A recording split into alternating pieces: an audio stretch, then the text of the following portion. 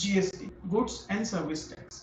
Okay, तो GST में हम सबसे पहले ये जानेंगे कि जीएसटी कब सोचा इंडिया ने कि हमको जीएसटी इम्प्लीमेंट करना है इंडिया में, और जीएसटी से पहले क्या पोजीशन थी, जीएसटी के बाद क्या पोजीशन है, जीएसटी लाने में क्या पापड़ बेलने पड़े। इसके साथ साथ थोड़ा बैकग्राउंड जानेंगे ऐसा करके, और इसके साथ साथ जो हमें इंस्टीट्यूट ने चैप्टर 1 में इंट्रो टू जीएसटी में कॉन्सेप्ट दे रखे हैं वो क्लियर करते चले जाएंगे। राइट, याद रखना इधर से 4 से 5 मार्क्स का क्वेश्चन बनने वाला है आपका आउट ऑफ 50, तो हम इसको भी अच्छे से करने वाले हैं। राइट, तो ठीक है सर, जीएसटी जीएसटी कब आया सर? तो आने की डेट तो सबको ही मालूम है, 1 जुलाई 2017 को आया। ओके, तो 2017 को आया तो सोचा भी 17 में गया होगा? नहीं बेटा, पूरा इंडिया में एक टैक्स रिफॉर्म करना 1-2 दिन, 10 दिन, 1 साल, 2 साल की कहानी नहीं है। ये पूरी कहानी 17 साल की है। जब हमारे प्रधानमंत्री हुआ करते थे श्री स्वर्गवासी श्री अटल बिहारी वाजपेयी, उन्होंने सोचा था जब वो प्रधानमंत्री के पद पे थे कि इंडिया में जीएसटी लाना चाहिए। जीएसटी लाने से इंडिया का और आगे इंडिया मजबूत होगा और इंडिया आगे बढ़ेगा। और इसको फिर एनडीए गवर्नमेंट से यूपीए गवर्नमेंट ने भी कोशिश करी थी जीएसटी लाने की, बट अल्टीमेटली कौन लाया? 2017 में NDA government, Modi government GST को लाई। तो समझते हैं पहले व्हाट ऑफ द टैक्स से पहले हम टाइमलाइन समझते हैं कि आफ्टर इंडिपेंडेंस कैसे रहा टैक्स रिफॉर्म, कैसे कैसे टैक्स रिफॉर्म हुए। तो जैसे कि हमको पता है कि हमारा देश 15 अगस्त 1947 को आज़ाद हुआ था, जो 15 अगस्त आ रही है जब हम इंडिपेंडेंस डे बनाते हैं अपना।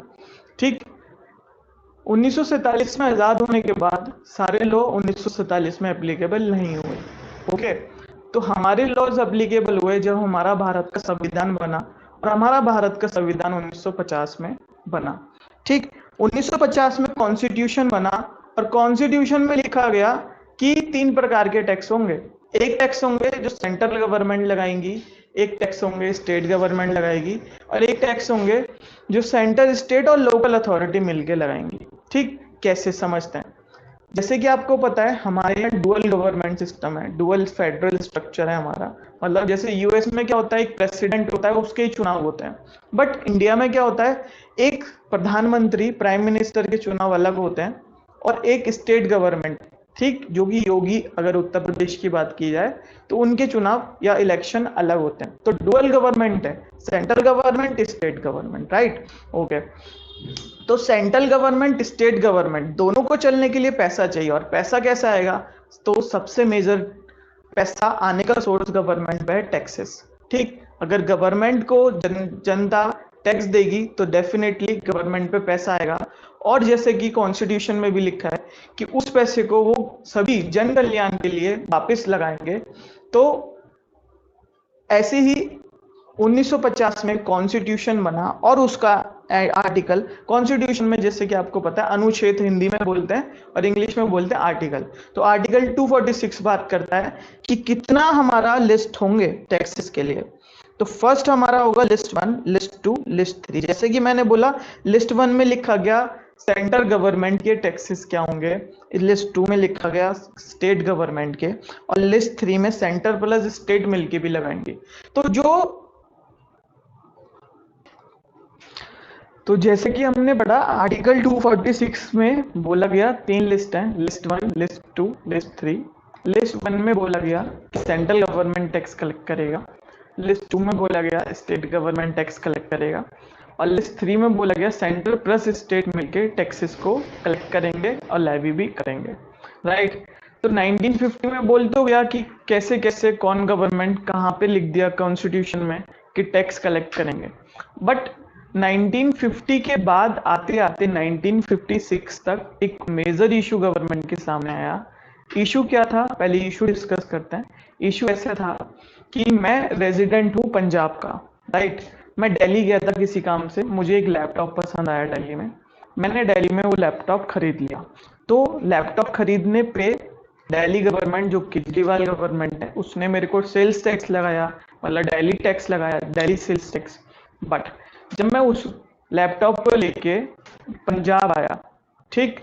तो पंजाब गवर्नमेंट ने बोला कि आप इस गुड्स को कंज्यूम कर रहे हैं पंजाब में, तो देयरफॉर हम आप पे टैक्स लगाएंगे, ठीक। कैसे कि पंजाब में कंजम्पशन हुई है तो पंजाब गवर्नमेंट को टैक्स मिलना चाहिए, ठीक। यूज तो गुड्स पंजाब में वो क्या हुआ है ना, तो पंजाब गवर्नमेंट इस टैक्स का अधिकारी है कि पंजाब का कोई व्यक्ति गया दिल्ली और पंजाब में उस गुड्स को सामान ला के यूज करा तो पंजाब गवर्नमेंट को टैक्स मिलना चाहिए, क्योंकि पैसा तो पंजाब से गया है ना Delhi.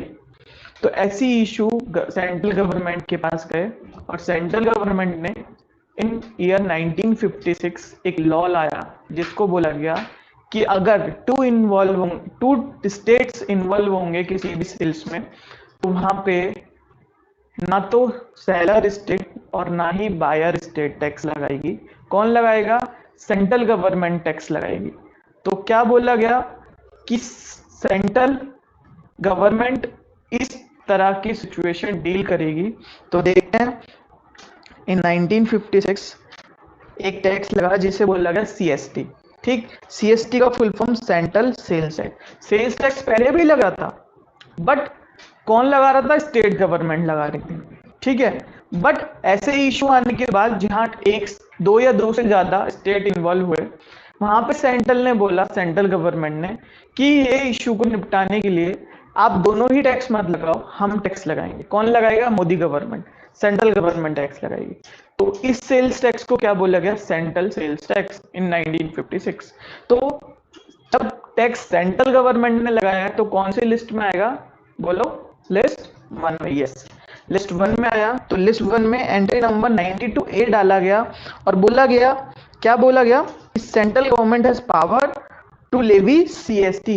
CST stands for central sales tax. Okay, तो सेंट्रल गवर्नमेंट को पावर दी गई कि आप जो भी सेंट्रल में, मतलब जो भी one state to another state sale purchase हो रहा है और ऐसे इशू आ रहे हैं जहां दो या दो से अधिक स्टेट मिलके झगड़ा कर रहे हैं कि मेरा टैक्स है, मेरा टैक्स है, तो वहां पे सेंट्रल गवर्नमेंट को पावर दी गई कि अगर एक स्टेट जो कि है दिल्ली, ठीक, और एक स्टेट जो कि है पंजाब, अगर कंजम्पशन और सोर्स पे लड़ाई लड़ रहे हैं कि सोर्स कहाँ पैदा हुआ, कंजम्पशन कहाँ हुआ गुड्स का, तो इस केस में सेंट्रल बीच में कूदेगी और वो इस पे क्या लगाएगी? CST, central sales tax. तो एग्जाम्पल पढ़ते हैं। दिल्ली का सेलर है, सेम लैपटॉप का केस ले लेते हैं, 1 लाख रुपए का लैपटॉप का वैल्यू है, परचेजर कहाँ का है? पंजाब का है। तो अब सेलर का स्टेट डिफरेंट है और परचेजर का स्टेट डिफरेंट है। यस, तो इस केस में क्या बोला गया?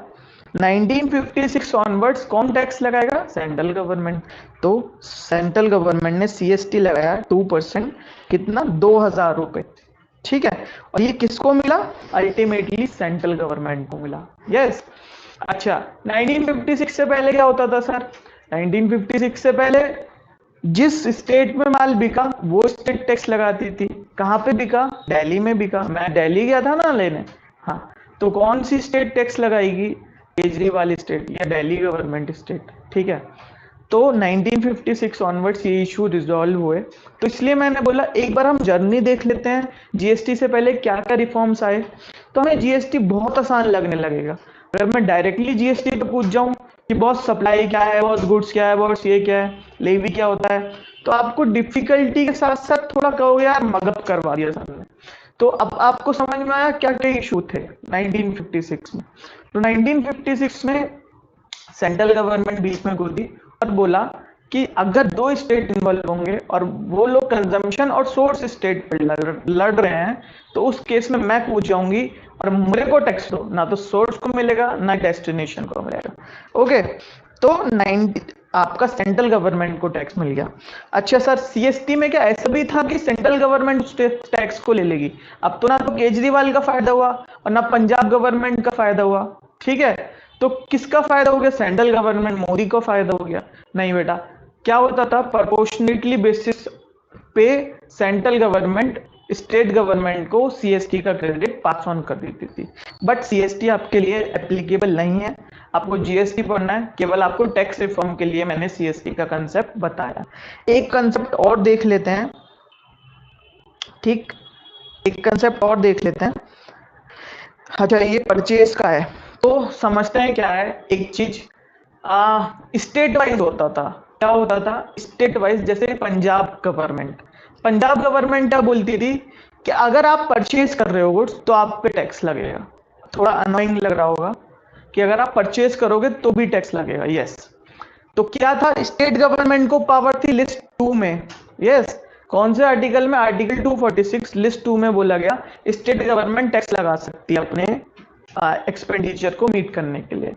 तो ऐसी पावर को एक्सरसाइज करके पंजाब गवर्नमेंट ने एक टैक्स लगाया जो कि बहुत अनोइंग टैक्स था, परचेज टैक्स। अगर आप माल खरीदेंगे बाहर से या अपनी स्टेट से तो आपको एक टैक्स देना पड़ेगा जिसको हम बोलेंगे परचेज टैक्स। तो परचेज टैक्स का इशू भी सेंट्रल गवर्नमेंट के पास पहुंचा और सेंट्रल गवर्नमेंट को बोला गया कि आप जब आपने बेचने पे टैक्स लगा दिया तो खरीदने पे क्यों टैक्स लगा रहे हो? तो एक टैक्स 2 बार लग गया ना। मतलब जैसे मैं दिल्ली गया और वहां पे लैपटॉप परचेज करा तो दिल्ली गवर्नमेंट मेरे को क्या डालेगा? सेल्स टैक्स डालेगा, राइट। सेल्स पे सेल्स टैक्स हो गया। अब वो मैं लैपटॉप लेके पंजाब आ गया, राइट। तो पंजाब गवर्नमेंट कह रही है परचेज पे टैक्स दे मेरे को, तो ये तो गलत हो गया ना। तो टैक्स ऑन टैक्स हो गया, डबल टैक्स हो गया। तो इतना टैक्स कैसे देगा वो एक ही गुड्स पे? अरे वो टैक्स दे तो आया गवर्नमेंट, दिल्ली गवर्नमेंट को सेल्स पे। तो सेम इस इशू को भी रिजॉल्व करा गया बाया सेंट्रल सेल्स टैक्स और इसको सेंट्रल गवर्नमेंट ने अपने अंदर ले लिया। कैसे? दिल्ली का बायर था, सेलर कहाँ का था? ना, ये गलती हो गया मिसप्रिंट। सेलर था आपका दिल्ली का और बायर कहाँ का था? आपका पंजाब का, राइट। यहाँ सेलर आना चाहिए, यहाँ बायर आना चाहिए। ओके। तो पंजाब गवर्नमेंट ने क्या बोला कि हम इस पे परचेज टैक्स लेंगे, तो उस पे भी क्या हो गया? सीएसटी कर दिया था 1956 में, राइट। तो समरी इतना ही है। 47 में हम इंडिपेंडेंट हुए, 50 में हमारा कॉन्स्टिट्यूशन आया, वहां लिख दिया गया कि ऐसे ऐसे टैक्स लगेंगे, ऐसे ऐसे गवर्नमेंट के पास एक्सरसाइज पावर है कि वो टैक्स लगा सके। 1956 में सब कुछ सही चल रहा था। एक प्रॉब्लम आई। क्या प्रॉब्लम?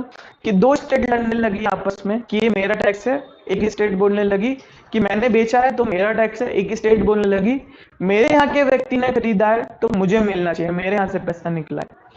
तो इस इशू को रिजॉल्व करने के लिए सेंट्रल गवर्नमेंट बीच में कूदी और सेंट्रल सेल्स टैक्स लाई और स्टेट स्पेसिफिक परचेस टैक्स को खत्म करा, राइट। 1961 में हमारा इनकम टैक्स आया जो कि हम पढ़ेंगे, 50 मार्क्स का है हमारे लिए। 1962 में कस्टम आया, राइट। तो ऐसा करके हमारा previous year in the sense of previous journey रहा टैक्स का। तो हमने बोला टैक्स 2 प्रकार के होते हैं। First direct tax, second indirect tax. मतलब taxation are the 2 types, first it is a direct tax and second is a indirect tax. तो डायरेक्ट टैक्स क्या हुआ सर? मेरा इनकम टैक्स आ गया, हमने पढ़ लिया, 1961 में आया और year by year via finance act इसमें अमेंडमेंट आता रहा, ठीक। इसमें कोई चेंजेस नहीं हुआ। अच्छा, कॉन्स्टिट्यूशन में सेल्स टैक्स आ गया था लिस्ट 2 में, स्टेट गवर्नमेंट के पास पावर आ गई थी। बट 1956 में सेंट्रल गवर्नमेंट कूदा। क्यों कूदा? अभी बताया था, 2 स्टेट लड़ रही थी, एक स्टेट ज्यादा टैक्स ले रही थी वाया परचेज टैक्स, इसलिए सेंट्रल गवर्नमेंट को कूदना पड़ा, ठीक है। तो ये हो गया हमारा सेल्स टैक्स, मतलब जो हम जीएसटी में पढ़ेंगे। जीएसटी से पहले बेटा क्या था? सेल्स टैक्स था, ठीक। क्या था? सीएसटी भी था। सीएसटी क्यों था? अभी हमने इशू पढ़ा उसके लिए। ओके। इन 2005 हमारे पास एक टैक्स और आया जिसको बोला गया वीएटी, वैट, ठीक, वैल्यू एडेड टैक्स। तो सर क्या था कि सेल्स टैक्स को एबॉलिश करके वैट को इंट्रोड्यूस करा गया मार्केट में। तो बेटा सेल्स टैक्स क्या होता था? सेल्स टैक्स आपका कुछ भी सामान बेचने पे लगता था, ठीक। और वैल्यू एडेड टैक्स में क्या हुआ? वो सेल्स टैक्स को कंटिन्यू करा, प्लस वैट में या वीएटी में लिखा गया कि अगर किसी भी सेलर ने वैल्यू ऐड करा उसमें तो उस पर क्या लगाएंगे? वैट लगाएंगे, ठीक। फॉर एन एग्जांपल समझते हैं, 2005 में अमेंडमेंट आया और स्टेट वाइज वैट एप्लीकेबल किया गया। कैसे समझते हैं? सेल्स टैक्स में क्या होता था? 1 लाख का गुड्स बेचा, ठीक, 1 लाख का गुड्स चला, ठीक। नेक्स्ट उस पर अपना प्रॉफिट मार्जिन जोड़ के उसको बेचता था आगे, ठीक है। तो प्रॉफिट मार्जिन पे वो अपना क्या करता था? और अपना सेल्स टैक्स जोड़ के इंडिया गवर्नमेंट को पे करता था, स्टेट गवर्नमेंट को, राइट। फॉर एन एग्जांपल, एक एग्जांपल की तरफ से समझते हैं। 2005 से पहले क्या था, बिफोर 2005, और 2005 एंड ऑनवर्ड्स क्या हुआ है। 2005 से पहले था हमारा सेल्स टैक्स, राइट। 2005 में क्या आया, VAT, VAT, right. Sales tax में क्या था, value of goods 1 lakh rupees, ठीक, plus sales tax. For an example, sake of simplicity, we take a 10% rate, it is a 10,000, right. The value of proper goods is 1,10,000, ठीक। अच्छा, ये माल आगे बेचा गया दूसरे सेलर को, उसने खरीदा कितना, उसका वैल्यू था परचेज का 1 लाख रुपीज, ठीक, प्लस आपका उसने अपना मार्जिन जोड़ा कितना, 10% या 15% ले लेते हैं, 15,000, तो उसको कितना का सेल्स प्राइस बैठा, cost of goods sold 15 lakh, right. इस पे उसने क्या करा, सेल्स टैक्स लगाया, ओके। इस पे उसने सेल्स टैक्स लगाया 15 लाख का 10%, 15,000, ठीक। एंड अकॉर्डिंगली वैल्यू आपका इंक्रीज हो गया,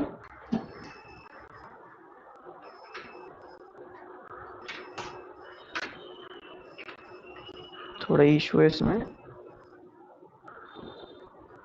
यहाँ लिख देते हैं 15,000, ओके। तो ये आपका सेल्स टैक्स कंसेप्ट था। वैट में क्या हुआ, वहां बोला गया एक मेजर छोटा सा डिफरेंस कि आप केवल वैल्यू एड पे टैक्स लगाओ, यहाँ पे भी वैल्यू एडेड पे टैक्स लग रहा है, ठीक है, बट यहाँ पे क्या करा, जितनी भी वैल्यू ऐड करी है आपने अपने गुड्स में, जो आपने खरीदा है, आप उस पे ही टैक्स पे करेंगे, ठीक। तो यहाँ मार्जिन बोलते थे, यहाँ वैल्यू एडेड बोलते हैं उस चीज को, तो इसलिए सेल्स टैक्स को वैट में कन्वर्ट करा गया। और इन 2017 हमारे पास ये सारे टैक्स अबॉलिश होके इनडायरेक्ट टैक्स हमारे पे आया, GST, goods and service tax.